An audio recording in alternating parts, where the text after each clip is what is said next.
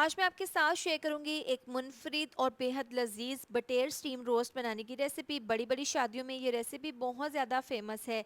तो इसको बनाने के लिए देसी बटेर मैंने लिए हैं। सबसे पहले इसको हमने कट्स लगा लेने हैं। इसके बाद इसके अंदर डाल देंगे पानी और सिरका। ये डालकर इसको हमने तकरीबन 30 मिनट के लिए इस पानी में रहने देने हैं। 30 मिनट के बाद देखें इसकी कंडीशन ये है, इसमें जितना भी ब्लड था वो निकल गया है। अब खुले पानी में इसको हमने अच्छे से वॉश कर लेने हैं। हल्का से इसके ऊपर नमक लगा देंगे और ऑयल को गर्म करने के बाद इस तरीके से बटेर को हमने फ्राई कर लेने हैं। गोल्डन कलर आने के बाद निकाल लेंगे, इनको ठंडा कर लेंगे। अब एक बाउल में डाल देंगे दही, साथ ही इसमें डाल देंगे टमाटो केचप और इसमें डाल देंगे भुना कुटा हुआ ज़ीरा, नमक डाल देंगे, साथ ही कुटी हुई लाल मिर्च, पिसी हुई लाल मिर्च डाल देंगे, साथ ही इसमें हल्दी पाउडर डाल देंगे, अचार गोश्त का मसाला डाल देंगे, धनिया पाउडर और इसको अच्छे से मिक्स कर लेंगे। फूड कलर डालकर इसको मिक्स करने के बाद ठीक सा आपने मसाला बनाना है और इस तरह से फ्राई किए हुए बटेर के ऊपर ये मसाला लगा देंगे।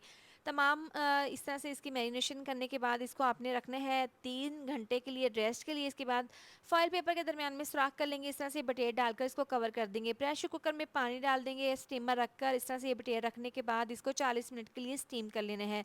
बहुत ही जूसी और बहुत ही ज़्यादा लजीज मज़ेदार से ये बटेर स्टीम रोस्ट बनकर तैयार हैं।